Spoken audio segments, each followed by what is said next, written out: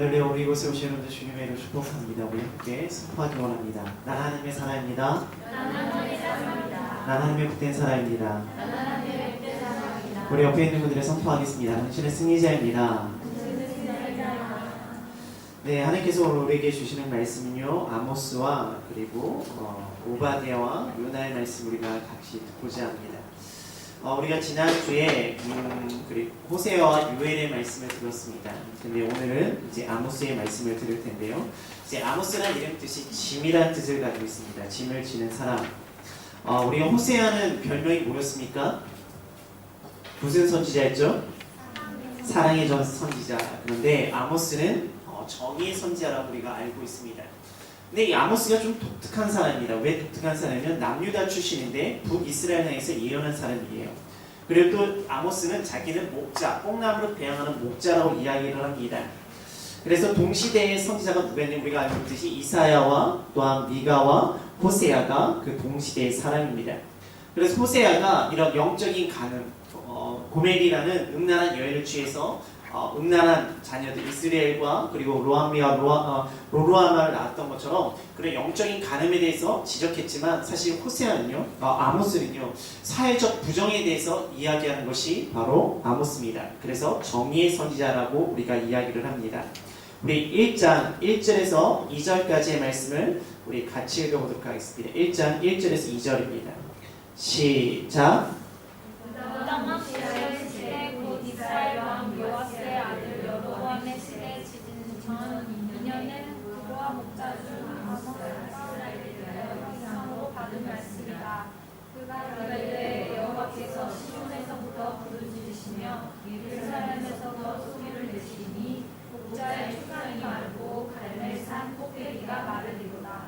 우리 호세아 1장 1절 한번 볼까요? 호세아 1장 1절입니다. 우리 같이 읽어보도록 하겠습니다. 호세아 1장 1절입니다. 시작.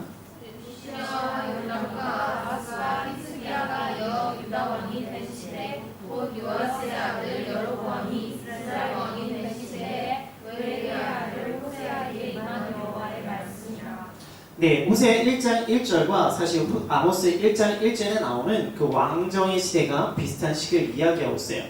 그러니까 호세아 1장에는 우시아, 요담, 아하스, 히스기야까지 이어지는 하고 그 북이스라엘 여로보암 2세에 대해서 이야기하지만 아모스는 우시아 때를 이야기하지만 동일하게 여로보암 2세 때를 이야기합니다.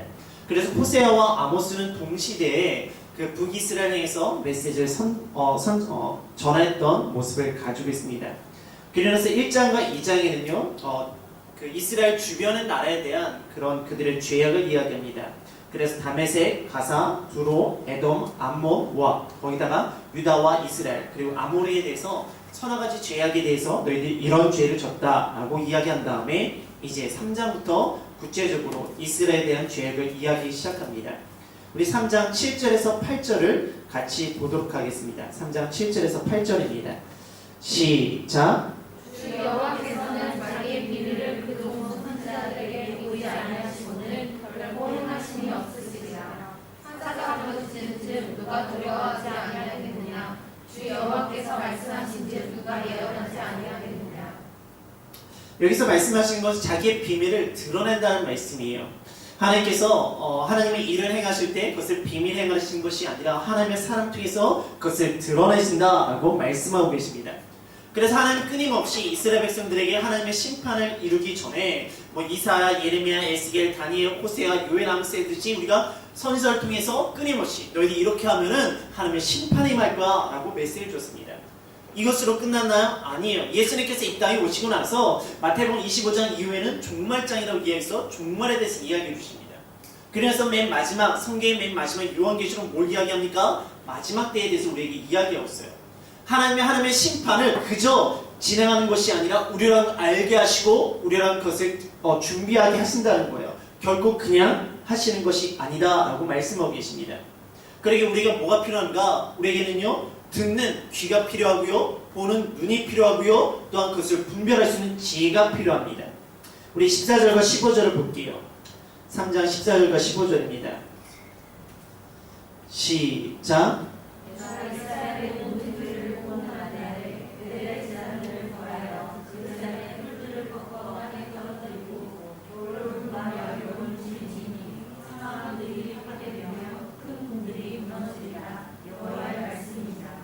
하나님은 지금 말씀하신 메시지는 뭐냐면 너희들의 죄를 내가 보호하겠다. 내가 반드시 심판하시겠다고 이야기합니다. 근데 그들에게 겨울궁과 여름궁이 있는데요. 거기에 상하궁들이 있다는 거예요. 이건 그들의 사치의 모습을 보여주고 있습니다. 근데 이 사치가 자기들이 정말 열심히 벌어서 누리는 사치면 그래도 좀 괜찮겠어요. 근데 이들의 사치는 그런 사치가 아니에요. 우리 4장 1절을 보도록 하겠습니다. 4장 1절입니다. 시작. 하늘의 산에 있는 산의 아무도나 이 말을 들으라. 너희는 힘없는 자를 학대하며 가난한 자를 학대하며 바닥에 이르는 흙을 가져다가 마시게 하는도다.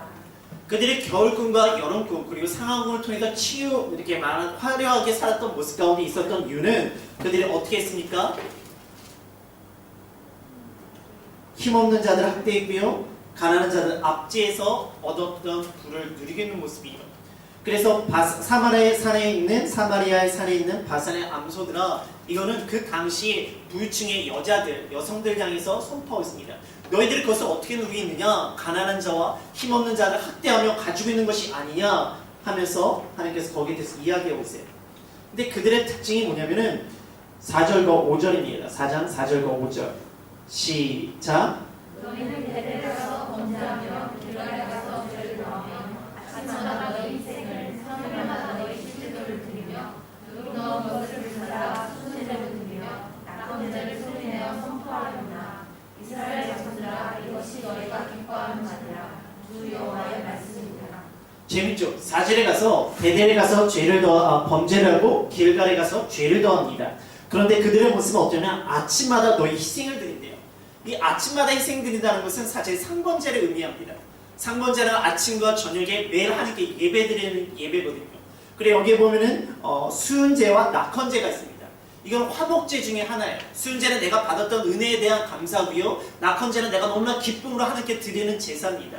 이들이 예배를 드리고 있어요. 매일 아침과 저녁에 하나님께 수은제를 상번제를 드리고요. 그리고 그들의 기뻐함으로 예배를 드립니다. 근데 문제는 뭡니까? 예배의 삶이 있는데 그들의 삶 가운데는 죄를 짓고 죄를 더하는 모습이에요. 예배가 있는데 죄된 삶이 있는 거예요.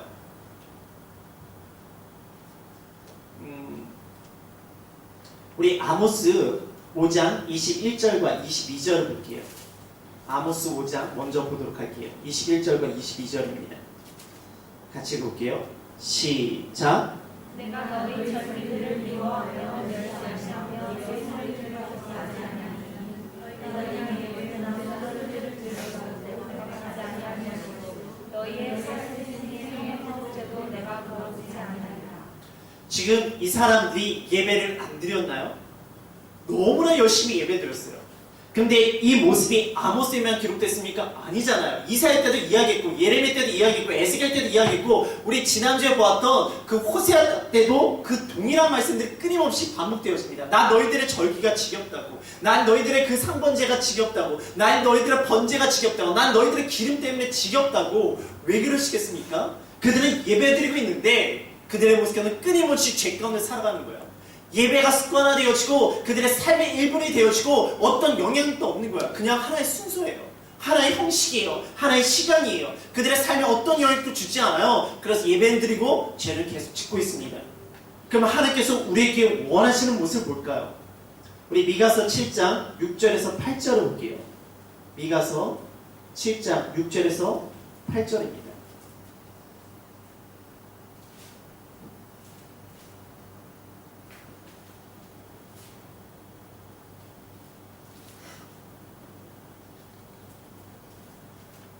미가서 7장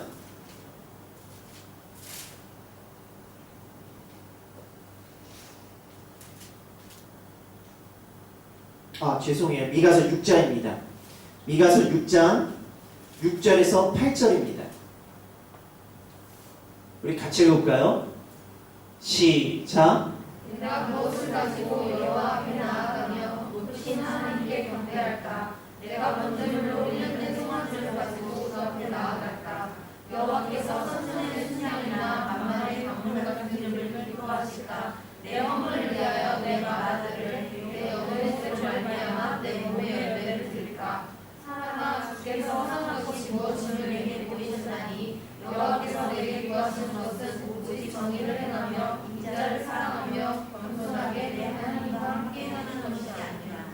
여러분, 하나님께서 우리의 예배 드리는 걸 원하지 아니하실까요? 하나님요, 레위기라는 걸 통해서 우리가 어떻게 예배드릴지 철저하게 가르쳐 주신 분이 하나님이십니다. 근데 그 후대로 가면 갈수록 나는 너희들의 그 번제가 싫고 화목제가 싫다고 이야기하세요. 그러면 하나님께서 우리의 예배를 원하지 않는 걸까요? 아니요, 하나님께서 우리의 예배를 원하십니다. 근데 왜 하나님께서 우리의 예배를 지겹게 생각하시는가? 그 예배의 중심이 없는, 그저 예배의 형식만 있는, 예배의 겉만 있는 모습을 지겨워하시는 거예요. 하나님께 우리에게 원하시는 뭔가 공의를 행하고 인자를 사랑하며 겸손히 내 하나님과 함께하는 것을 원하시는데 이것은 없어요. 그저 번제물과 기름과 갓 드는 것과 피 비린내와 기름때밖에 안 되는 거예요. 그러니까 하나님께 그 예배가 싫다고. 내가 정말 원하는 것은 너희들이 나와 함께하는 것이고 인애를 구하는 것이고 공의를 행하는 것이며 인자를 사랑하는 거라고. 오늘 이 시간 우리가 어떤 모습으로 이 자리에 와 있습니까? 오늘 예배를 드리러 왔는데 정말 우리들의 모습 가운데 정말 예수 그리스도를 사랑함으로 그리고 겸손히 하나님과 동행하기 위해서 이 자리에 주님의 말씀을 듣고 반응할 수 있는 저와 여러분들이 되어지기를 주님의 이름으로 축복합니다. 이것이 하나님께서 기뻐하시는 예배예요. 우리가 이곳에서 어떤 예배를 드리냐, 하나님을 지겹게 할 수 있는 예배를 드릴 수도 있고요, 하나님께서 흠양하고 기뻐할 수 있는 예배를 드릴 수 있습니다. 우리의 다 겉모습은 다 비슷비슷해요. 지난 주일 말씀 가운데 우리가 감추인 걸 다 드러난다고 말씀드렸잖아요. 우리가 지금 마음밭 다 비슷비슷해 보여요. 되게 열심히 예배드리는 것 같아요. 근데 하나님 우리의 중심을 보시고 그 중심 가운데 인애와 공의, 그리고 인자를 사랑하는 모습, 겸손히 하나님과 함께하는 것이 있는가를 보고 계십니다. 그것을 통해서 예배드릴 때 주님께 그 예배를 기뻐 받으시는 거예요. 오늘 시간 우리가 그 예배를 드리기 원합니다. 정말 내 마음을 중심에 보시는 하나님, 그 하나님 앞에서 정말 열심히 열정을 드릴 수 있는 그 예배, 그 예배를 통해서 내가 길가를 가고 베델에 가서 죄를 더하는 모습이 아니라 그곳에서 하나님의 선과 하나님의 정의를 일으킬 수 있는 저와 여러분들이 되어지기를 주님의 이름으로 축복합니다. 우리 다시 4장으로 넘어갈게요.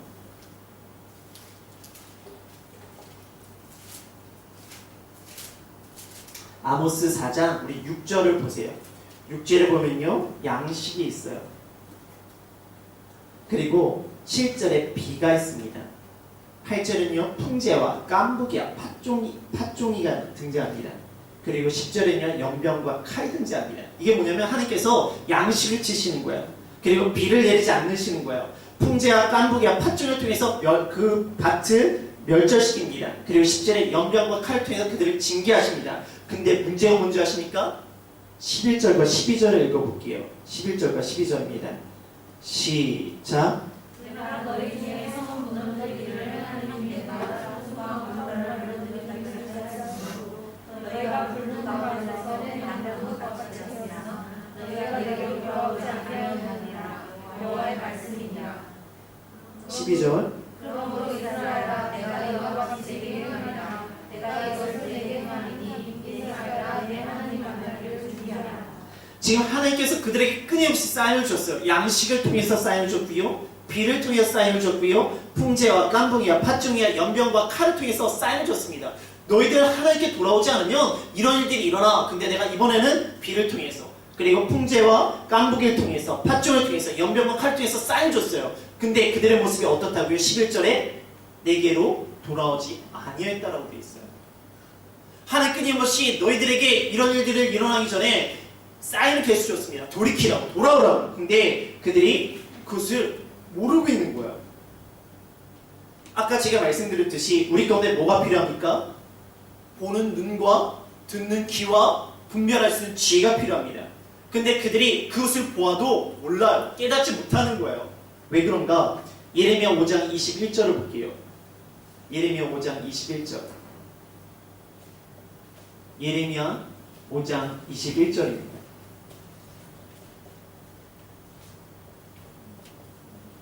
우리 같이 읽어볼까요? 시작. 어디서 본 사람이 없으며 눈이 있어도 보지 못하며 귀가 있어도 듣지 못하는 백성이여 이를 들으리라. 예레미야 이 말씀이 사실 예레미야 나온 것이 아니라 선지서 가운데 되게 많이 나오는 말씀이에요. 그들이 눈이 있어도 보지 못하고 귀가 있어도 듣지 못한다. 근데 이것이 선지서에만 나오나요? 아니에요. 예수님이 그 이스라엘 백성들이 하셨던 말씀 중에서 반복되어지는 겁니다. 마가복음 8장 18절을 볼게요. 마오 8장 18절입니다. 우리 같이 읽어볼까요? 시작. 너희가 눈이 있어도 보지 못하며 귀가 있어도 듣지 못하느냐 또 기억하지 못하느냐. 그들이 눈이 있어도 보지 못하고 귀가 있어도 듣지 못하는 거예요. 그런데 문제는 그들이 본다라고 하니까 죄가 있고 그들이 안다고 하니까 죄가 있고 그들이 들었다고 하는 게 죄가 있다라고 이야기하세요. 우리가 정말 주님께서 원하시는 그 사인들을 올바르게 봐야 되는데 보지도 못하면서 본다고 하고 내가 듣지 못했는데 들었다고 얘기하는 것이 문제다라고 말씀하고 계십니다. 우리 하나님의 사인을 온전히 잘 봐야지 돼요. 하나님께 주어지는 사인들을 잘 체크해야 돼요. 그리고 그것을 가지고 잘 분별해야 됩니다. 근데 여러분의 삶 가운데 이거 하나님께서 나에게 원하시지 않는 것 같아. 나를 멈추게 하는 사인들이 있어요. 그런데 그냥 무시하고 지나갈 때 있지 않습니까? 아니야, 그냥 해보자. 내가 원하는 거. 근데 그 사인들을 무시하고 지나가다가 끝내 어떻게 되어진다고요? 오늘 그 4장 12절에 그러므로 이스라엘아 내가 이와 같이 내게 행하리라. 내가 이것을 내게 행하니 이스라엘아 내 하나님 만나기를 준비하라. 이 하나님 만나기를 준비하는 것이 나를 회복시키시고 나에게 은혜로 다가오시는 하나님이 아니에요. 이 하나님을 만나기를 준비하는 건 뭐냐? 심판의 하나님. 내가 그렇게 사인을 줬음에도 불구하고 너 돌이키지 않았지? 이제 내가 너에게 당할 테니까 그때 너 그것을 기대하라. 내가 너를 심판했다는 그 심판 하나님을 만날 것을 준비하는 메시지예요. 경험 있잖아요. 사인 계속 주셨는데 고집 피우고 안 돌이키고 계속 그 길 가다가 무너졌던 그 경험들. 근데 그것을 지나고 나서 또다시 반복하고 있는 우리들의 모습이 있어요. 그것을 경험했다면 사인이 있을 때 돌이키십시오. 우리 하나님을 만나길 준비하는데 심판 하나님을 만나는 것을 준비하는 것이 아니라 우리에게 은혜 주시고 우리와 함께 하시고 우리를 회복해 주시는 그 하나님을 만나길 준비하려고 합니다. 그러려면 어떻게 될까? 5장 4절입니다. 5장 4절이에요. 시작. 여호와께서 이스라엘 족속에게 여러 가지 말씀하시기를 너희는 나를 찾아라 그리하면 살리라. 어떻게 하라고요? 나를 찾으라고요. 하나님을 찾으라고요. 하나님을 붙잡으라고요. 근데 이스라엘 백성들은 어떻게 했는가? 5절 보겠습니다. 시작. 그들을 찾지 말며 길갈로 들어가지 말며 베델에서 나아가지 말며 길갈을 반드시 사로잡게 되고 베델을 생각하게 될 것이며 하셨나니. 아까 4장에서도요. 바산의 암소들이 어딜 갔습니까? 길갈을 갔고 베델을 갔어요. 왜 자꾸 길갈과 베델을 그들이 찾을까? 사실은 길갈과 베델은요. 북이스라엘의 영적인 중심지입니다. 우리 사무엘상 7장 16절을 볼게요. 사무엘상 7장 16절입니다. 7장 16절이에요. 우리 같이 읽을까요? 시작. 해마와 베델과 길갈과 미스라 조심하여 그 모든 곳에서 이스라엘을 다스렸고. 지금 사무엘이 매 해마다 그가 돌아다녔던 지역은 베델과 길갈입니다. 그곳에 가서 사람들을 만나고 그들에게 말씀을 가르치고 했던 곳이 바로 베델과 길갈이었어요. 그리고 나서 여로보암과 르호보암 때 그것이 갈라지면 베델에 뭐가 세워진가? 베델과 단에 금송아지가 세워지잖아요. 그래서 그곳이 그들에게 영적인 중심지가 되어지는 모습이 있어요. 그러니까 그들의 모습 가운데 하나님을 찾는 것이 아니라 그곳을 찾습니다. 그곳에 사무엘이 있었어. 그곳에 금송아지가 있었어. 그곳에 하나님의 집 누구였어요? 야곱을 통해서 하나님의 집이 있었어. 그 기억들을 통해서 갑니다. 그래요. 좋아요. 가는 건 좋은데 거기서 뭘 찾아야 됩니까? 하나님을 찾아야 돼요. 그러니까 장소만 가는 것이 중요하다고 생각하는 거예요. 쉽게 말해서 우리가 이스라엘 성지순례 갑니다. 그쵸? 가죠. 이스라엘 성지순례 가는 게 나쁩니까? 안 나쁜가요? 안 나쁜 거예요. 가면 좋아요. 가서 뭘 찾아야 됩니까? 하나님을 찾아야 돼요. 근데 거기서 와 사진 찍고 오케이 나 여기 갔다 왔어 자랑하고 그거 끝나면 안 된다는 거예요. 그곳에서 하나님께서 역사하셨던 그 환경을 보면서 야 이곳은 하나님께 역사하셨구나 하나님의 놀라움을 경험해야 되는데 그들은 그 역사적인 장소에 가서 뭘 했다고요? 우상을 섬겼다는 거예요. 내 욕심을 채웠다는 거예요. 내 자랑을 늘어났다는 거예요. 브엘셀바는 어떤 곳입니까? 사실 브엘셀바의 그 근원이 창세기 21장 31절 볼게요. 창세기 21장 31절입니다.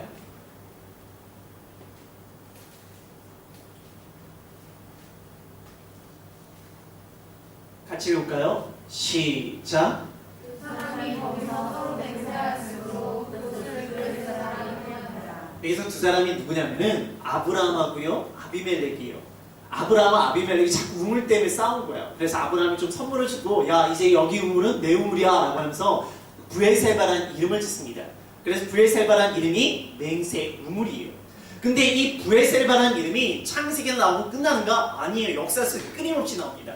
북이스라엘 중요해요. 단에서부터 브엘세바까지. 단에서부터 브엘세바까지 해서 북이스라엘 전체적으로 가르칠 때마다 사용되어지는 것이 브엘세바라는 거예요. 어디서부터 시작했습니까? 자신들의 믿음의 조상. 항상 그들이 그렇게 좋아하는 아브라함부터 시작된 것이 브엘세바라는 지명이에요. 그러니까 그들에게 있어서 되게 중요해요. 사무엘이 너무 중요합니다. 베델과 길갈, 브엘세바를 계속 찾는 거예요. 근데 뭘 안 찾습니까? 하나님을 안 찾는 거야. 분명히 유망한 장소예요. 그래서 사람들이 거기를 찾아가요. 그래서 사람들이 있었는데 그곳에 하나님이 없고 사람들이 있는 거야. 그래서 하나님께서 야 거기 가지 말라고. 하나님 찾으라고. 그 장소를 찾는 게 중요한 것이 아니라 하나님 찾는 것이 중요하다고. 여러분들 사람들의 모습 가운데 교회 와서 좀 기도해줘. 좋아요. 근데 교회에서 기도하는 것도 중요한데요. 우리의 삶 가운데 하나님을 찾는 게 더 중요합니다. 이곳에 와서 기도의 사람들이 영적인 분위기가 있기 때문에 분명히 여기가 기도하기 좋아요. 근데 하나님께서 원하시는 건 뭐냐? 여기서 하나님을 찾는 사람들이 기도해야 되지 그저 장수만 찾는 사람을 기도한다면 거기 능력이 안 일어나요. 하나님을 찾는 사람으로 되어질 때 이곳이 영적인 장소가 되어집니다. 오늘 시간 우리가 어떤 신비한 장소, 뭐 능력 있는 장소, 유명한 장소를 찾아가며 거기를 찍고 오는 것이 아니라 정말로 내가 있는 그곳에서 하나님을 찾고 하나님을 부르짖는 그런 영이 되어지기를 주님의 이름으로 축복합니다. 11절과 12절을 볼게요. 아모스 5장 11절과 12절입니다. 시작. 너희가 힘없는 자를 알고 그에게서 미래의 땅을 세를 거두었은즉 너희가 이런 가는 돌로 집을 건축하였으나 거기 거주하지 못할 것이요 아름다운 포도원을 가꾸었으나 그 포도주를 마시지 못하리라.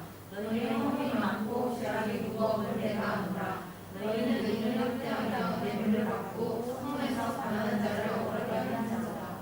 아모스에서 끊임없이 사회적 정의에 대해서 이야기합니다. 그래서 가난한 자들, 약한 자들, 사회적 약자를 괴롭혀서 너희들 그것을 얻었지 내가 너희들을 거기 못 누리게 할 거야 말씀하고 계세요. 근데 왜 여기서 집과 포도니까 이 집 짓는 거, 포도원을 가꾸는 거 이게 이스라엘 백성들에게 엄청난 혜택이 주어지는 사건이에요. 어떤 혜택이 주어지냐면요. 우리 신명기 20장 5절과 6절을 볼게요. 신명기 20장 5절과 6절. 우리 읽어볼까요? 시작. 새끼들은 백성에게 말하며 이르되 새 집을 건축하고 낙성식을 행하지 못한 자가 있느냐? 그는 집으로 돌아갈지니 전사하면 하인이 낙성식을 행할까 하노라. 포도원을 만들고 그 가지를 먹지 못한 자가 있느냐? 그는 집으로 돌아갈지니 전사하면 하인이 그 가지를 먹을까 하노라. 이게 뭐냐면은 전쟁에 나갈 때 좀 예외시키는 사람들의 조건 중에 두 가지를 이야기하고 있습니다. 첫 번째가 낙성지를 집을 졌는데 거기에 들어가서 못 사는 거야. 그래 그럼 너 전쟁 나가지 말고 너 집에 가서 좀 살아. 그리고 포도를 줬어요. 근데 포도를 줬는데 아직 포도를 맛을 못 봤어. 근데 전쟁 날 때 야 너 포도 줬어? 그러면 집에 들어가서 너 전쟁 나가지 말고 집에 가서 너 포도 먹어. 여러분 생각해 보세요. 우리가 전쟁 났는데 쉽게 말해서 남한과 북한이랑 전쟁이 났습니다. 근데 전쟁을 나가야 되는데 나 집 새로 샀는데 근데 나 집에 가서 좀 있으면 안 될까? 여러분들 받아치십니까? 안 되잖아요. 내가 포도주를 키웠는데 나 좀 포도주 먹으면 안 될까?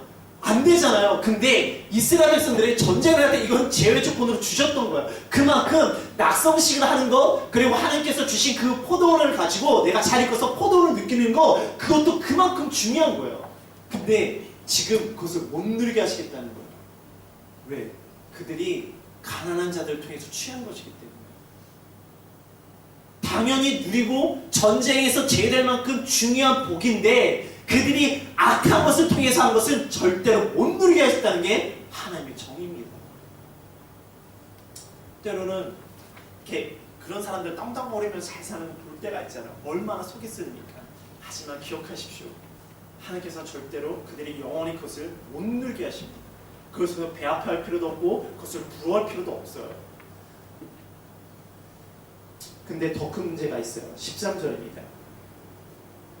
시작. 그러므로 이런 때에 지혜자가 잠잠하니 이는 악한 때일 뿐이라. 이럴 때 지혜자가 잠잠하다는 거야. 여기에 대해서 말을 못하는 거야. 사실 한국에서 대기업에 뭔가를 했을 때 거기서 정확하게 이야기할 수는 얼마나 많이 있겠습니까? 그들의 악함이 있음에도 불구하고 그것을 넘어가는 세상들의 모습이 있잖아요. 근데 지금만 그런 것이 아니라 이 북이스라엘 상황 가운데 여로보암 2세가 북이스라엘 때 정말 번영하던 시기였어요. 그들의 잘못된 죄악을 보면서 정말 그것을 말해야 되는데 말을 못하는 거예요. 그들의 물질, 그들의 힘 때문에. 그것이 정말로 악한 다고 말씀하십니다. 그래서 18절을 말씀하세요. 18절입니다. 시작. 화 있을진저 여호와의 날을 사모하는 자여 너희가 어찌하여 여호와의 날을 사모하느냐. 그 날은 어둠이요 빛이 아니라. 아모스는요 여호와의 날을 이야기합니다. 근데 아모스에는 여호와의 날이 회복의 날이 아니라 심판과 저주와 어둠의 날이에요. 보통 우리가 여호와의 날을 이야기할 때는 항상 심판의 날이지만 회복의 날을 같이 이야기했습니다.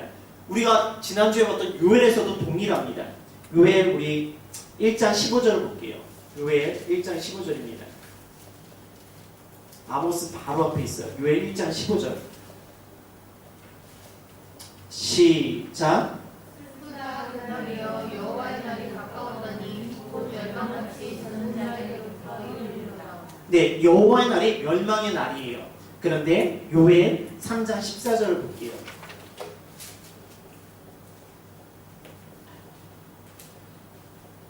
시작. 사람이 많으니여 심판의 골짜기에 사람이 많으니여 심판의 골짜기에 여호와의 날이 가까우리로다. 네, 여기서도 심판의 날인데 3장 15절 14절 이후에 뭐냐면은 이것이 판결의 골짜기를 통하여 심판과 함께 하나님께서 하나님의 백성들을 회복시키는 날로 변화되는 날입니다. 그러니까 하나님의 뜻 가운데 살아가지 않는 자를 심판하지만 하나님의 뜻 가운데 있는 자들을 회복시키는 날이 바로 여호와의 날이에요. 근데 아모스는 모든 사람들 야 너희들이 여호와의 날 좋아하지만 너희들에게 어둠과 심판의 날이야 라고 이야기하고 있어요. 왜? 그들 가운데는 사회 정의가 없고 악한 자들이 가난한 자들과 사회적 약자들을 괴롭히기 때문에. 그래서 아모스가 선포합니다. 24절이에요. 시작. 5장 24절입니다. 시작. 오직 정의를 물같이 공의를 마르지 않는 강같이 슬게 하시라. 물은 어떻게 가야 되나요? 물은 흘러가야 돼요. 근데 물이 막히면 어떻게 되어지죠? 썩어지는 거예요. 근데 지금 그들이 막혀 있다는 거예요. 왜 정의를 공법을 물같이 하수처럼 흘러내버려야 되는가? 그것이 썩지 않게 끊임없이 형통해져야 되기 때문에. 그래서 정의가 막혀지지 않고 멈춰지지 않고 끊임없이 흘러갈 수 있도록 해야 되는 거. 그래서 아모스는 사회적 약자들과 사회적 정의를 이야기합니다. 이것이 우리들의 영적인 회복도 중요하지만 사회적인 회복도 중요한 것을 말씀하고 계세요. 이사야 1장에서 15절 이후에 무엇을 이야기하십니까? 하나님께서 우리의 예배를 받기 싫어하시는데 그것을 우리의 손에 뭐가 가득하다고요? 죄가 가득하다고요. 그래서 어떻게 하라고요? 우리의 죄를 씻고 돌이키면서 어떻게 하라고요? 가난한 자, 과부와 과를 돌이키고 그리고 나서 하나님의 인애를 구하라고 이야기하고 계십니다. 우리 모습 가운데 정말 영적인 회복이 무엇인가? 우리 가운데 하나님 우리를 인도해 주옵소서. 그것을 끝나고 나가서 길갈 가고 베델 가서 또 다른 죄를 짓는 것이 아니라 여기서 하나님 찾았으면 길갈과 베델에 가서 하나님의 뜻대로 살아가는 거라고요. 이것 하나님을 부르셨으면 우리가 가정과 직장과 학교에서 하나님의 뜻대로 살아가는 것이라고요. 그것이 하나님의 정의와 하나님의 공의가 이 예배당에서 머무는 것이 아니라 나의 삶의 자리에서 흘러갈 수 있게 하는 것, 그것이 아모스가 선포하고 있는 메시지예요. 하나님의 통치는요 예배당에서만 통치되는 것이 아니라 여러분 만물을 통치하시는 하나님이시잖아요. 그 하나님의 통치를 왜 예배당 예배드릴 때만 바라보고 계십니까? 우리 삶에서 바라보고 그 통치가 우리를 통해서 형통되어질 수 있도록 흘러갈 수 있도록 이렇게 일을 해야 됩니다. 오늘 시간 우리를 통하여 공의와 정의가 정말 물같이 흐를 수 있는 우리가 귀한 통로가 되어지기 원합니다. 오늘 시간 그 통로가 되어지기를, 정의의 통로가 되어지기를 주님의 이름으로 축복합니다.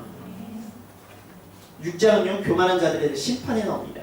그리고 7장으로 넘어갈게요. 7장에는 아모스가 보았던 환상의 내용이 나오는데요. 2장을 보세요. 2장에 보면요, 메뚜기 환상이 나옵니다. 그리고 4장 보면요, 불의 환상이 나옵니다. 근데 이 메뚜기와 불의 환상은 이루어지지가 않아요. 왜냐하면은 그때마다 뭐가 있냐면 5절과 6절을 볼게요. 5절과 6절 시작. 이에 내가 이르되 주 여호와여 청하건대 지소서 여기 미약하오니 어떻게 서리이다 하매 주 여호와께서 이에 대하여 뜻을 돌이켜 주 여호와께서 이르시되 이도 이루지 아니하려 하시니라. 네, 아모스가 중보 기도를 하거든요. 아, 얘네 좀 약해요. 하나님 좀 도와주세요. 좀 봐주세요. 그럴 때 하나님께서 돌이키세요. 근데 그 다음은 좀 다릅니다. 7절과 8절이에요. 시작. 또 내게 보이신 것이 이러하니라. 자기 줄을 가지고 싸움 나온 곁에 주께서 서는 다른 줄을 잡으셨더니 여호와께서 내게 이르시되 아모스야 내가 무엇을 보느냐. 내가 대답하되 다른 줄이 있나이다. 주께서 이르시되 내가 다른 줄을 내 백성 이스라엘 가운데 두고 다시는 용서하지 아니하리니. 이제는 그 아모스가 중보 기도할 타이밍이 없어요. 뭐냐면 내가 급박하게 이제는 심판하겠다. 내가 지금 용서하고 마음을 돌이켰지만 너희들이 이제는 돌이킬 마음이 없잖아. 난 너희들을 위해서 돌이켰는데. 그게 이제 급박한 하나님의 심판을 이야기하십니다. 이 다림줄이 뭔지 아시죠? 쭉 달려가지고 건축할 때 기준을 하는 거잖아요. 그 기준에서 벗어나면은 그것을 심판하시겠다는 거. 근데 이 다림줄이라는 단어가 참 재미나는 거예요. 이 아모스가 이 다림줄의 단어를 통해서 약간 언어적 유희를 사용합니다. 그래서 마른 깡통 같은 단어도 표현되어 있어요. 그래서 너희들의 모습이 이렇게 될 것이다 라는 것도 의미하고 있습니다. 이 줄에서 벗어나면 내가 심판한다는 의미도 있지만 또한 이 다림줄이라는 단어를 통해서 마른 깡통, 너희들이 이렇게 돼버릴 거야 라는 이야기를 했어요. 그게 더 어디서 나타나냐? 나중에 이야기할게요. 10절을 볼게요. 10절입니다. 시작. 그때 베델의 제사장 아마사가 이스라엘 왕 여호와에게 보내어 이르되 이스라엘 족속 중에 아모스가 왕을 모반하나니 그 모든 말을 인간이 견딜 수 없나이다. 베델의 제사장 아마샤가 있어요. 그럼 베델의 제사장이면 누구를 섬기는 제사장인가요? 하나님을 섬기는 제사장인가요? 베델에 뭐가 있다고요? 금송아지가 있다고요. 그러면 하나님을 섬기는 제사장인가요? 아니죠. 금송아지를 섬기는 제사장이에요. 우상을 섬기는 제사장이에요. 그런데 지금 아모스가 뭐라고 이야기합니까? 제사장의 밥줄을 뺏어버리는 이야기를 하고 있어요. 그렇잖아요. 야, 하나님을 찾으지 왜 금송아지를 찾아? 베델을 가지 말라고 하나님을 찾으라고 이야기하면은 베델에서 우상을 섬겨있던 제사장의 밥줄이 끊깁니까? 안 끊깁니까? 끊기잖아요. 그러니까 뭐라고 이야기냐? 왕이 아모스가 왕을 모반합니다 라고 거짓을 이야기하는 거예요. 그래서 아모스를 죽여야 된다고. 그런데 14절과 15절을 볼게요. 14절과 15절입니다. 시작. 아모스가 아마샤에게 대답하였는데 나는 선지자가 아니며 선지자의 아들도 아니라 나는 목자여 콩나물을 재배하는 자로서 양떼를 깎아내게 여기서 잘라들다가 여기서 내기를 해서 내 백성 이스라엘을 이해하라 하셨더니 나는 선지자도 아니고 선지자 아들도 아니야. 나는 그냥 콩나물 배양하는 사람이야. 난 보잘것없는 인생이야. 근데 하나님께서 말씀하시라고 하니까 난 말씀하는 것뿐이야. 지금 아모스는요 뭔가 큰 일을 받고, 사실 앞에 보았던 우리가 선지자를 보면요 왕의 가문이 있었어요. 제사장 가문이 있었어요. 그렇죠? 대부분 왕의 가문이나 제사장 가문이었어요. 근데 아모스는요 미천한 목자였어요. 하지만 미천한 목자지만 하나님께서 말씀을 주시면 그 말씀대로 증거하는 겁니다. 오늘 우리가 새벽 예배 때 본문이 뭐였죠? 12명의 제자들을 파송시키는 예수님의 모습이었어요. 근데 그 12명의 제자들이 그렇게 훌륭한 제자들인가요? 막 뛰어나고 어릴 적부터 막 율법을 열심히 배워서 뭐 서기관처럼 율법을 잘 알고 있는 사람들인가요? 아니에요. 12명의 제자들을 이야기할 때 우리가 알고 있는 인물도 있지만 마태를 이야기할 때 그 앞에 뭐라고 되어 있었어요? 세리 마태라고 이야기합니다. 그리고 시몬에 대해서 뭐라고 이야기합니까? 열심당한 시몬이라고 이야기했어요.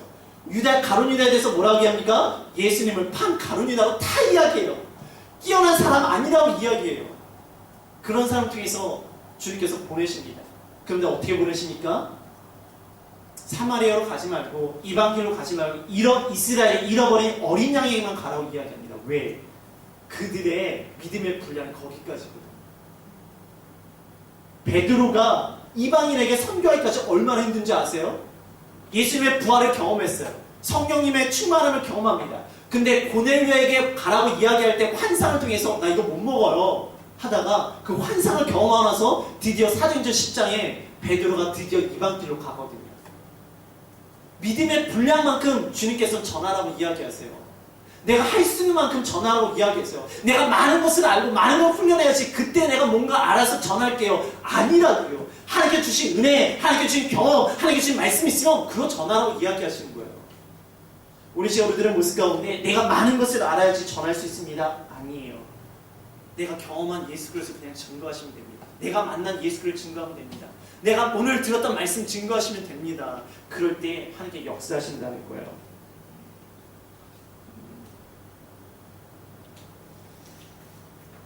우리 8장 11절을 볼게요. 8장 11절. 먼저 우리 8장 2절을 볼게요. 8장 2절입니다.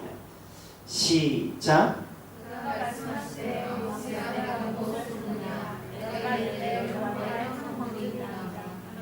여호와께서 내게 이르시되 내 백성 이스라엘을 지으셨은즉 내가 다시는 그를 용서하지 아니하리니. 네, 여름 과일 한 광주리가 있는데 이것이 끝이다. 근데 사실 이게 되게 좀 애매한 본문이에요. 근데 이게 재미난 건 뭐냐면은 여름 과일이라는 단어와 끝이라는 단어가 비슷한 단어를 사용하고 있어요. 그러니까 우리가 한국말로 언어적 유희를 하는 것처럼 사실은 여름 과일 통해서 너 이거 봤지? 이게 끝을 의미하는 거야 라고 이야기하고 계신다고요. 그래서 하나님께서 다림줄과 그리고 또한 여름 과일 통해서 이들의 끝을 끊임없이 이야기하고 계십니다. 우리 11절을 보도록 할게요. 11절입니다. 시작. 주 여호와의 말씀이니라. 보라 나를 이를지라 내가 그들을 땅에 보내리니 양식이 없어 주님이 아니며 물이 없어 바람이 아니요 여호와의 말씀을 듣지 못한 기가니라. 여호와의 말씀이란 기근이 일어난대요. 뭐 앞에 비도 안 왔고 뭐 양식도 문제가 있었고 팥종이도 있었고 뭐 이렇게 연병도 있었고 칼이 있었잖아요. 그런데 진짜 기근이 뭐냐? 그런 기근도 기근이고 너희들 힘들었겠지만 진짜 기근이 일어날 때는 말씀에 대한 기근이 일어난다고 이야기했어요. 말씀이 없다라는 거예요. 근데 과연 말씀이 없나? 말씀이 없을까요? 우리 에스겔 7장 26절을 볼게요. 에스겔 7장 26절.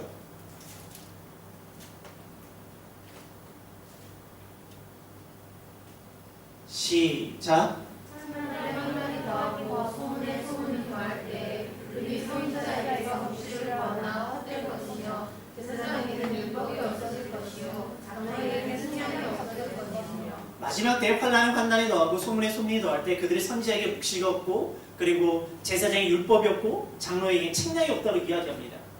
근데 정말 없냐고요? 하나님의 말씀이 없냐고요? 말씀이 있어요.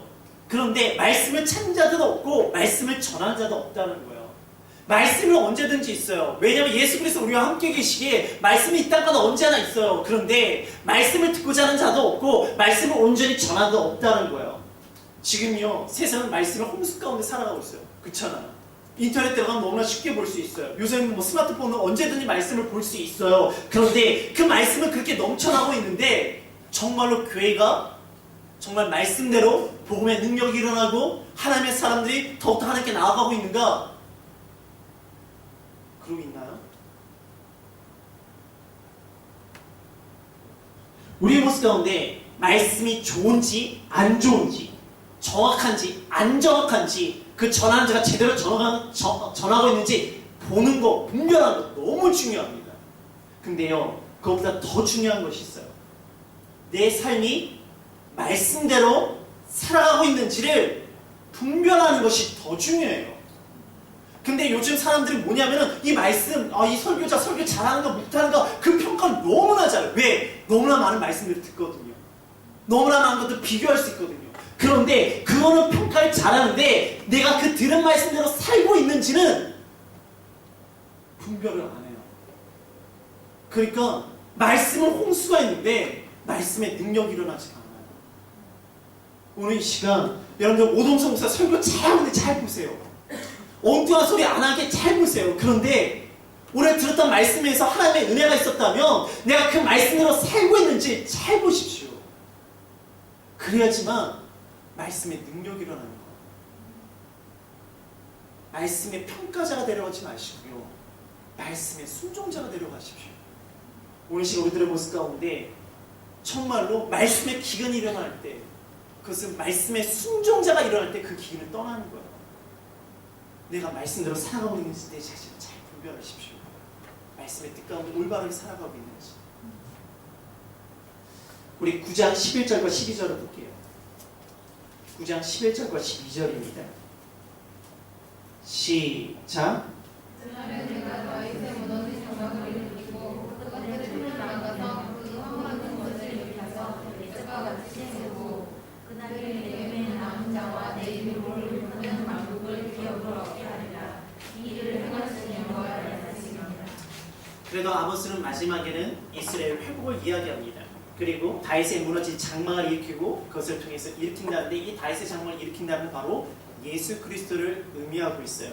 그래서 사실은 야고보가 이 말씀을 인용합니다. 근데 조금 변형시켜서 인용해요. 우리 사도행전 15장 16절에서 17절을 보도록 하겠습니다. 사도행전 15장 16절에서 17절입니다. 우리 같이 읽어볼까요? 시작.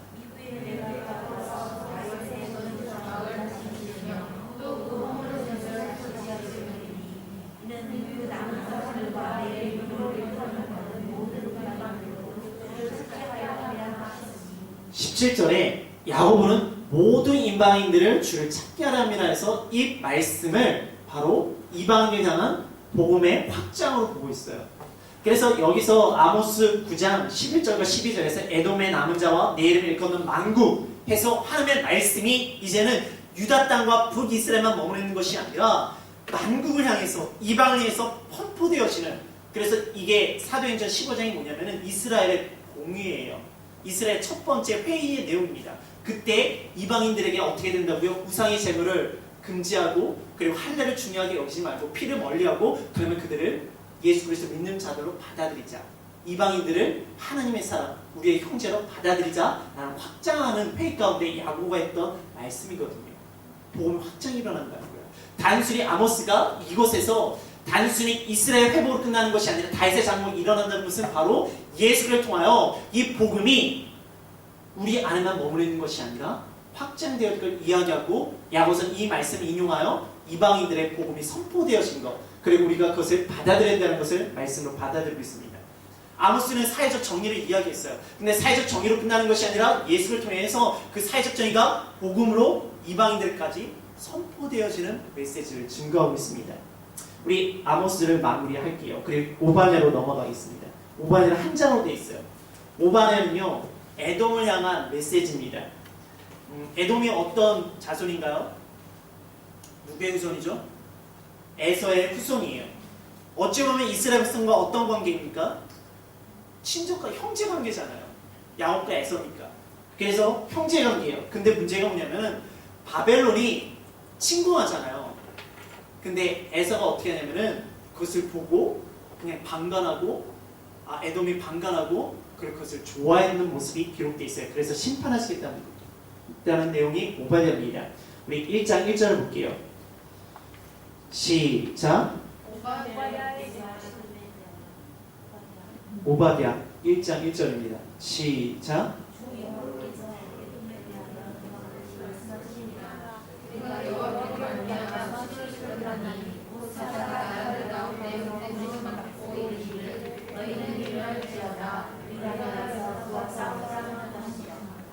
네, 그리고 우리 3절을 볼게요. 시작. 내 마음의 교만이 너를 스쳤도다. 바리새에 거주하며 그곳에 사는 자야. 내가 마음의 길을 누가 감히 나를 땅에 깨어지겠느냐 하니.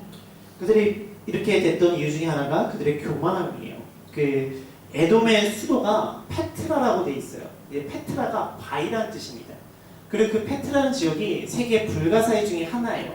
그래서 이렇게 바위가 있으면, 큰 바위가 있으면 조그만 통로가 있고 성벽으로 이루어져 있어요. 그래서 우리가 쉽게 말하는 난공불락이라고 이야기하는 성이 바로 이 에돔의 수도였던 페트라였습니다. 그들이 그것을 통해서 교만해졌는데, 이걸 그대로 오바댜는 이야기였습니다. 바위 틈에 거주하며 높은 곳에 있기 때문에 너희들이 교만해졌다고. 그래서 하나님께서 그들을 심판하시는데 그 심판했던 정확한 이유가 사실 10절과 12절이에요. 10절입니다. 시작. 내가 내 형제 야곱에게 행한 허물로 말미암아 부끄러움을 당하고 영원히 멸절되리라. 12절입니다. 시작. 내가 형제의 날 곧 그 재앙의 날에 방관할 것이 아니며 내가 자신이 패망하는 날에 기뻐할 것이 아니며 그 고난의 날에 내가 입을 크게 벌릴 것이 아니며. 네. 그래서 이스라엘 백성들이 심판을 보면서 너희들이 기뻐하고 방관했던 모습 때문에 내가 너희를 심판하겠다는 거예요. 그러니까 우리 모습 가운데 형제의 아픔을 보면서 기뻐하면 될까 안 될까? 너는 그렇게 무너지면 난 안 무너져. 나는 튼튼해. 라고 교만한다면 하나님께서 우리를 심판하시다고 말씀하시는 메시지입니다. 그래서 우리 요나로 넘어갈게요. 우리 요나 유명하죠? 요나가 왜 유명한지 아십니까? 너무 중요한 메시지들이 요나에 많이 들어있어요. 요나는요, 비둘기라는 이야기였습니다. 그리고 우리가 선지자를 이야기하면서 유다와 이스라엘에만 메시지가 선포되어지나요? 아니죠. 열방을 향해서 이방인에 대해서도 선포되어지죠. 근데 진짜 이방 땅으로 간 유일한 선지자가 누군지 아십니까? 아시잖아요. 제가 요나하면서 왜 이야기하겠어요? 누군지 아십니까? 요나라고요. 유일하게 이방인에게 하나님의 메시지를 전한 최초의 선지자가 요나예요. 그리고 요나가 또 왜 중요한가? 예수님께서 사람들이 좀 표적을 보여줘 할 때마다 예수님 말씀하신 게 뭐죠? 요나의 표적밖에 없다고. 왜 요나의 표적을 이야기하십니까? 맞아요. 요나가 어디에 들어가죠? 고래 뱃속 아니에요. 고래를 착각하지 마세요. 큰 물고기 뱃속에 들어갔다 며칠 동안 있었죠? 3일 동안. 그래서 예수님의 죽음과 부활에 대해서 이야기합니다. 그 내용이 사실 요나서 2장에 나오는 내용들이에요. 우리 좀 보도록 하겠습니다. 그것뿐만 아니라 이 요나에서는요, 풍랑이 일어나죠. 그쵸? 그리고 물고기가 준비되어 있어요. 갑자기 박농풀이 막 자랍니다. 갑자기 사라져요. 거기다가 마지막에 뭐라고 이야기합니까? 하나님께서 내가 니느웨 백성도 생각하지만 누구도 생각하냐? 그들의 육축까지도 생각하시는 하나님에 대해서 등장하고 있어요. 그러니까 만물을 주관하신 하나님에 대해서 등장하는 것이 요나서예요. 그러면 볼게요. 우리 1장 2절에서 3절 보겠습니다. 2절에서 3절 시작. 너는 일어나 저 큰 성읍 니느웨로 가서 그것을 향하여 보자. 그 악독이 내 앞에 상달되었으리라 하시니라. 그날 요나가 여호와의 얼굴을 피하려 보이나 다시서 소망하여 곧바로 내려갔더니 마침 다시스로 가는 배를 만납니다. 여호와의 얼굴을 피하여 그들과 함께 다시스로 가려고 뱃삭을 주고 배에 올라가. 네, 하나님께서 어디로 가라고 하셨어요? 니느웨로 가라고 했어요. 근데 걔는 다시스로 가요. 왜? 지금 여로보암 2세 때의 상황으로 보고 있어요. 여로보암 2세 때 그 대적이 누구였냐면 그 위에 있던 아수르였습니다. 아수르의 수도가 어디라고요? 아수르의 수도가 어딜까요? 맞아요. 할렐루야. 니느웨예요. 그래서 내가 이스라엘 사람인데 내 대적 땅에 가서 복음을 전하는 거야. 나는 얘네 때문에 힘들어. 그래, 얘네가 망했으면 좋겠어. 근데 얘네를 구원하는 소식을 나보고 그쪽에 가서 전하라고 하니까 싫은 거야. 그래서 하나님의 낯을 피해서 갑니다. 근데 기억할 게 있어요. 하나님의 낯을 피할 수 있나요? 없어요. 그런데 하나님의 낯을 피할 수 없다고 우리 고백하지만 우리의 삶은 어떤가요? 하나님의 낯을 피할 수 있는 것처럼 살아가고 있어요. 안 그러신가요? 그래서 이 요나도요, 하나님의 낯을 피해서 갑니다. 근데 때마침 뭐가 있어요? 거기에 다시스로 가는 배가 있는 거예요. 그럼 뭡니까? 하나님께서 나를 인도하시는구나. 하나님의 선한 역사가 있구나 라고 착각을 해요. 사람. 하나님의 뜻에 불순종하면 도망가는데 이거는 하나님께서 나를 위한 예비한 길이야 라고 착각하는 경우가 너무 많아요. 하나님의 뜻이 아닌데 그냥 자기를 합리화시키고 정당화시키는 것들이 너무 많아요. 근데 그렇게 가면 어떻게 간다고요? 물고기 뱃속으로 가요. 내가 하나님의 뜻대로 행하지 않을 때 뭔가 열린다? 여러분들 좋아하지 마세요. 두려워하셔야 됩니다. 어디로 가는 길이라고요? 물고기 뱃속으로 가는 길이에요. 우리 4절을 볼게요. 4절입니다. 시작. 여호와께서 큰 바람을 바다 위에 내리시니 바다 가운데 큰 폭풍이 일어나 벼가 깨지게 되니라. 네, 풍랑이 일어나는 거예요. 그래서 깨지기 시작합니다. 9절 볼게요. 시작. 그 바닷가에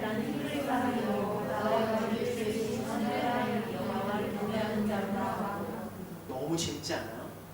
사람들이 이 풍랑이 왜 할까 막 재밌다가 드디어 그 요나가 등장하는 거예요. 그래 너 뭐야? 했더니 나는 히브리 사람이고 바다 육지를 지으신 하늘의 하나님 여호와를 경외하는 자라고 이야기하는 거예요. 믿음의 고백은 이래요. 근데 그게 믿음의 삶은 어떻습니까? 여호와의 낯을 피할 거라고 생각하고 지금 다시 수르가는 거예요. 신앙의 고백은 이래요. 근데 신앙의 삶은 어떻습니까? 낯을 피해서 가는 거예요. 만물을 주관하신 하나님이라고 고백하지만 신앙의 삶은 어떻습니까? 만물을 주관하신 하나님을 피할 수 있다는 생각을 하고 살아가는 게 우리라는 거예요. 그래서 요나서를 보면요, 신앙의 고백하고요, 신앙의 삶의 괴리가 보여요. 이렇게 고백해요. 우리 12절을 볼게요. 12절입니다. 시작. 그가 대답하되 나를 들어 바다에 던지라. 그리하면 바다가 나를 위하여 안전하리라. 지금 네, 풍랑이 일어났던 이유가 누구 때문이라고요? 12절에 나 때문인 줄을 내가 아노라. 이 풍랑이 일어난 게 나 때문이래요. 우리 지난주 주일 설교 가운데 예수님이 갈릴리 배를 이렇게 건너가실 때 뭐가 일어납니까? 뭐가 일어나요? 풍랑이 일어나잖아요. 그럼 그 풍랑은 누구 때문일까요? 요나의 풍랑은 요나 때문이에요. 예수님께서 만난 풍랑은 누구 때문이에요? 모르겠시겠죠. 근데 사실은 그 본문 가운데서는 예수님이 오는 것을 방해하는 과정 가운데 있는 것들이에요. 그러니까 예수님 때문에 풍랑이 일어나는 거예요. 그럼 예수님이 죄를 졌기 때문에 예수님 던져버리면 그 풍랑이 잔잔해지나요? 예수님이 죄가 있기 때문에 풍랑이 일어난 건가요? 아니에요. 근데 여기는 요나는 요나의 죄 때문에 풍랑이 일어나는 거예요. 쉽게 말해서 우리 가운데 동일하게 풍랑이 일어날 수 있고 고난이 일어날 수 있어요. 근데 고난은 어떤 기회입니다. 어떤 기회냐? 첫 번째 회개의 기회예요. 내가 죄에 있다는 회개의 기회고, 두 번째 어떤 기회입니까? 성장의 기회고 하나님의 은혜를 경험할 수 있는 기회예요. 동일하게 풍랑이 일어났지만 요나는 죄를 지었기 때문에 요나에게 회개의 기회를 주시는 기회가 됐고, 사실 예수님 때문에 아무 죄가 없는 예수님께 있는 자들에게 뭐가 됩니까? 와, 이분은 누구시길래? 그래서 믿음이 더 깊어지는 기회가 되어집니다. 우리가 언제든지 풍랑이 와요. 죄를 지었던 죄를 짓지 않았던, 예수님 내 안에 있던 예수님 내 안에 있지 않던 우리 가운데 풍랑이 옵니다. 그런데 만약에 풍랑 가운데 내가 예수님이 없다면 어떻게 됩니까? 회개해야 돼요. 근데 풍랑 가운데 내 안에 예수님이 있는데 풍랑이 있다? 그러면 두려워하지 말고 당당하게, 아, 나에게 너무나 놀라운 은혜의 기회구나. 그것을 경험하십시오. 여러분 인생 가운데 풍랑이 있습니까? 중요한 것은 풍랑이 중요한 것이 아니라 내 안에 죄가 있는지 예수님이 있는지 그것을 잘 보는 모습이 중요해요. 그러면 풍랑이 나에게 좋은 기회가 되어집니다. 회개의 기회든가 아니면 성장의 기회든가.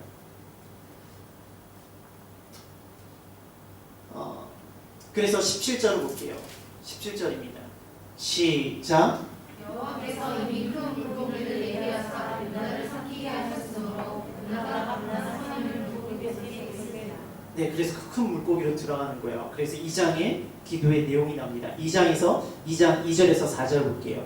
시작. 이제 내가 받은 고난으로 말미암아 여호와께 불효하여 하더니 주께서 내게 대답하셨고 내가 서울의 뱃속에서 부르짖더니 주께서 내 음성을 들으셨나이다.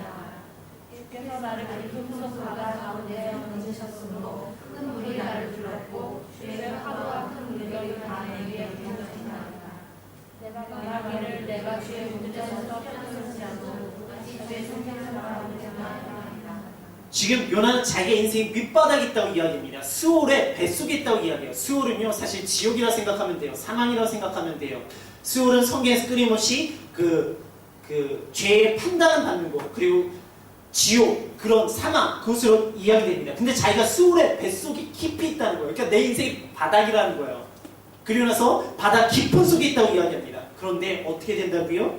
4절에 내가 주의 목전에 쫓겨났을지라도 다시 주의 성전을 볼 수 있다 이야기합니다. 아무리 내가 밑바닥에 있다 할지라도요, 어떻게 될 수 있다고요? 다시 주의 성전으로 나갈 수 있다고요. 내가 아무리 죄악이 있다 할지라도요, 하루도 내가 다시 주의 성전에서 예배할 수 있다고요. 그것을 반복하는데 또다시 이야기해요. 우리 6절을 볼게요. 6절입니다. 시작. 내가 산의 뿌리까지 내려갔사오며 땅이 그 빗장으로 나를 오래도록 막았사오나 나의 하나님 여호와여 주께서 내 생명을 물동에서 던지셨나이다. 뭐라고 이야기합니까? 내가 산의 뿌리까지 내려갔대요. 그런데 주께서 내 생명을 구덩이에서 건지신다. 여러분 우리의 인생 가운데 정말 바닥이라고 생각할 때 경험한 때 있었잖아요. 뭐 누구랑 비교하면 좀 미안할 때도 있지만 나 나름대로 인생의 바닥을 경험할 때가 있습니다. 그런데 그 바닥이 있다 할지라도 내가 어떻게 되어진다고요? 하나님의 구원을 경험할 수 있습니다. 아무리 세상에서 무너진다 할지라도요, 세상의 사방에 나에게 모든 문제로 둘러친다 할지라도요, 하늘 향한 나의 기도는 열려 있습니다. 그러기에 요나가 어떻게 됩니까? 물고기 뱃속에서 기도하는 거예요. 내가 수월의 뱃속에 들어간다 할지라도 기도하는 거예요. 그러면 그 기도할 때 어떻게 되어진다고요? 구원의 역사를 합니다. 여러분 아무리 물고기 뱃속에 들어가고 내가 수월의 뱃속에 들어가고 산의 뿌리까지 들어가서 내 인생의 마지막이라고 생각해서 내가 포기하고 절망의 상이라 할지라도 뭐를 포기하지 말라고요? 하나님 향한 기도를 포기하지 마십시오. 하나님의 기도를 포기하지 마십시오. 그러면요 그 인생의 바닥에서 내가 다시 성전을 바라볼 수 있는 것이고요, 내가 거기서 다시 하나님과 예배할 수 있는 삶이 일어난다는 거예요. 그래서 9절을 볼게요. 9절입니다. 시작. 나는 감사의 목소리로 주께 제사를 드리며 나의 소원을 주께 받겠나이다. 구원은 여호와께 속하였나이다. 나오지도 않는데 벌써 감사를 하고요, 선을 지키겠다, 구원이 여호와께 속하였습니다 라고 이야기해요. 요나서 2장은 너무나 귀한 기도의 장이에요. 그쵸? 근데 그렇게 기도하고 나서 이제 물고기 뱃속에서 나와요. 3장 3절을 볼게요. 시작. 요나가 여호와의 말씀대로 일어나서 니느웨로 가니라. 니느웨는 사흘 동안 걸을 만큼 하나님 앞에 큰 성읍이더라. 얼마큼 큰 성읍이라고요? 사흘 동안 걸을 만큼. 사흘은요 4가 아니에요, 3이에요. 사는요 나흘이에요. 헷갈리지 마세요. 그러니까 3일 길이에요. 근데 사흘 하면 사람들이 4로 생각하더라고요. 헷갈리지 마세요. 사는요 3이에요. 나흘이 지금 하셨다는 표정도 있으세요. 그래서 3일 길입니다. 큰 길이에요. 근데 걔가 어떻게 하는지 알아요? 요나가 4절 볼게요. 시작. 너는 성소리로 들어가서 하루 동안 다니며 외쳐이르되 40일이 지나면 이를 8번을 진행하느니 3일 동안 돌아다닐 길을 언제 동안 돌아다닙니까? 하루 동안 돌아다닐 거예요. 그럼 그가 정말 열심히 돌아다닌 걸까요? 그냥 돌아다녀도 3일 길을 돌아다녀야 되는데 내가 메시지를 전하면 돌아다니는데 그걸 며칠 만에 끝내는 거예요? 하루 만에 끝나는 거예요. 여러분들 여기에 대학교 들어가기 전에 하나님께 기도하셨죠? 하나님 나로 알고 합격만 하게 하신다면 내가 캠퍼스 복음화를 위해서 이 젊음을 드리겠습니다. 하나님 내가 직장만 들어가면은 정말 11조 하나님의 헌신, 하나님 나에게 저 형제를 주시면 저 자매를 주시면 내가 이 마음, 그리고 나서 내 자녀, 이 물질의 문제를 해결해 주시면, 이 사업의 문제를 해결해 주시면, 이 건강의 문제를 해결해 주시면 내가 진짜 믿음의 기도했잖아요. 근데 그렇게 돼서 그리고 난 다음 어떻게 하셨나요? 그 기도의 삶으로 살아가셨나요? 할렐루야. 우리들의 모습 가운데 이자의 기도의 모습은 아름다운 모습이 있는데 그 다음의 모습은 어떠냐는 거예요. 요나가 꼭 우리 같지 않나요? 그렇게 해요. 근데 놀라운 사건이 일어납니다. 5절을 볼게요. 3장 5절입니다. 시작. 니느웨 사람들이 하나님을 믿고 금식을 선포하고 누구도 아는 자를 막론하고 붉은 베옷을 믿는지라. 이렇게 했는데 니네 사람들 하나님을 믿고 막 금식을 선포하는 거예요. 6절 볼게요. 시작. 그 일이 니느웨 왕에게 이르되 왕이 보좌에서 일어나 머리를 걷고 붉은 베옷을 입고 제 위에 앉으니라. 왕도 이렇게 돼버리는 거예요. 그 다음에 볼까요? 7절과 8절입니다. 시작. 왕과 그의 대신들이 소리를 내며 니느웨에 선포하여 이르되 사람이나 짐승이나 소떼나 양이나 아무것도 입에 대지 말지니 곧 먹지도 말 것이요 물도 마시지 말 것이며 사람이든지 짐승이든지 다 붉은 베옷을 입을 것이요 힘써 하나님께 부르실 것이며 각기 악한 일과 서두르는 방법에서 받을 것이다. 놀랍지 않아요? 요나는 대충 전했어요. 그냥 빨리빨리 그냥 야야야야야 이러면서 지나가 버렸어요. 그런데 그 메시지를 들은 사람들이 회개하기 시작하는 거예요. 금식을 선포하는 거예요. 그리고 하나님을 믿어요. 근데 백성만 그러나요? 왕도 그래요. 왕이 그리고 나서 야 가축들까지 야 너희들도 해. 신기하잖아요? 그 니느웨라는 성이 발칵 뒤집어진 거예요. 근데 요나가 정말 열정을 다해서 전했습니까? 아니라고요. 하루 길 만에 그냥 막 던지고 다닌 거예요. 여기서 중요한 메시지는 뭔지 아십니까? 우리에게는 말씀을 전한 자가 중요하다고 생각해요. 중요해요. 근데 사람을 변화시키는 뭔지 아십니까? 말씀을 전한 자가 아니라 복음이 변화시키세요. 말씀이 변화시킵니다. 그리고 말씀을 듣는 자가 중요해요. 말씀을 전한 자도 중요하지만 정말로 성경 가운데 변화의 기름은요, 복음이었고 복음을 받아들인 자였어요. 사람을 변화시키는 복음이에요. 그리고 그 복음을 받아들인 사람입니다. 오늘 시간 오동석 목사는 그렇게 뛰어난 선교자는 아니에요. 그런데 여러분들 오늘 하나님의 말씀을 듣고자 하는 우리의 마음이 있기에 우리 가운데 이런 뒤집어짐, 회복, 그리고 하나님 향한 돌이킴, 그 역사가 일어나기를 주님의 이름으로 축복합니다. 우리 4장 1절에서 3절을 볼게요. 4장 1절에서 3절입니다. 시작.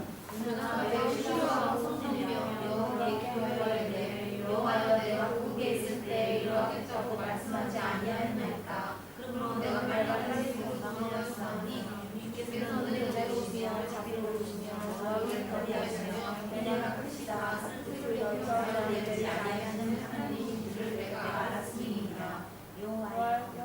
3절까지요. 여호와여 내 이제 내 생명을 거두어가소서. 하는 것보다 주는 것이 내 마음이라. 사람들이 변화되니까 이게 기분 나쁜 거예요.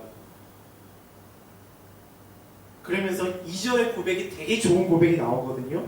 주께서는 은혜로우시며 자비로우시며 노하기를 더디하시며 인애가 크시사 뜻을 돌이켜 재앙을 내리지 아니하시는 하나님 줄 내가 알았나이다. 그리고 난 나 죽여달래요.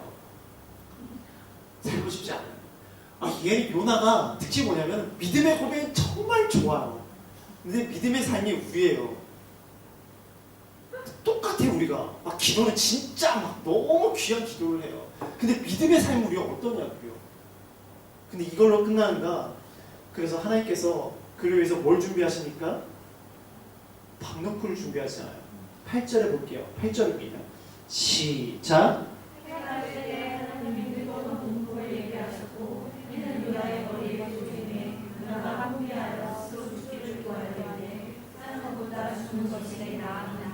이건 뭐만 하면 불평과 불만이에요. 누구 닮은 것 같아요? 저 닮았더라고요. 저랑 너무 닮은 거야. 막 설교할 때 막 믿음의 이야기하고 막 하면서 삶에서 어쩜 힘들어 안 하니까 너무 힘들어요. 저 왜 이렇게 힘든 거예요? 막 불평과 불만을 모습. 요나서 목사님, 야 오동석 목사 여기 있네. 그래서 오동석 요나라고 이야기하고 싶은 마음 제 마음까지 드는 거예요. 근데 우리의 모습이 이래요. 믿음의 고백이 있는데 믿음의 삶은 어떠냐는 거예요. 신앙의 고백은 있는데 신앙의 삶은 어떠냐는 거예요. 정말 어려우면 막 기도하다가 어려움에 사주면 언제 그랬다는 듯이 그냥 예전의 삶으로 돌아가고, 또 어려움 찾아 막 하나님은 정말 살아가십니다. 제가 성전을 바라보고 예배하겠습니다. 그리고 고난이 떠나면 예배당 장소 떠나고 성기동도 떠나고 그냥 내가 원하던 삶을 또 가는 거. 그리고 인애와 자비 하나님, 나한테는 인애와 자비 하나님이고 쟤한테는 분노 하나님이 되게 원하는 모습들. 나에는 박노클이 있기 원하지만 그 박노클의 사람이 그것이 불편하지만 저 사람은 어떻게든 심판받기 원하는 모습들. 근데 하나님께서 뭐라고 이야기하시면요, 10절과 11절 이야기하세요. 시작. 여호와께서 이르시되 내가 스스로 아니하였고 재배도 아니하였고 하룻밤에 났다가 하룻밤에 말라버리니 강동풀을 아꼈거든. 하물며 이 성소 니느웨에는 가을을 분명하지 못하는 자가 70만 명이요 가축도 아니냐니 내가 어찌 아끼지 아니하느냐 하신다. 하나님은요 그들을 아끼신다는 거예요. 그리고 심지어 가축도 아끼신다는 이야기하고 있어요. 그래서 요나에서는요 풍랑과 물고기와 박너풀과 그리고 가축도 아끼시는 그 하나님의 마음, 한 영혼을 향한 하나님의 그 마음이 드러나는 거예요. 근데 이게 이렇게 끝나요.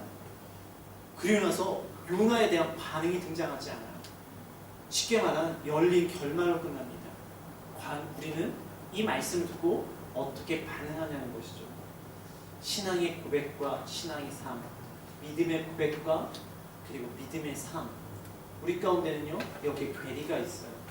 근데 우리가 이 요나서를 보면서 내 모습을 봤다면 우리들의 모습 가운데 신앙의 고백과 우리 신앙의 삶의 괴리에서 이제 신앙의 고백처럼 되기를 주님의 이름으로 축복합니다. 지금 이 시간 우리 함께 기도하도록 합니다.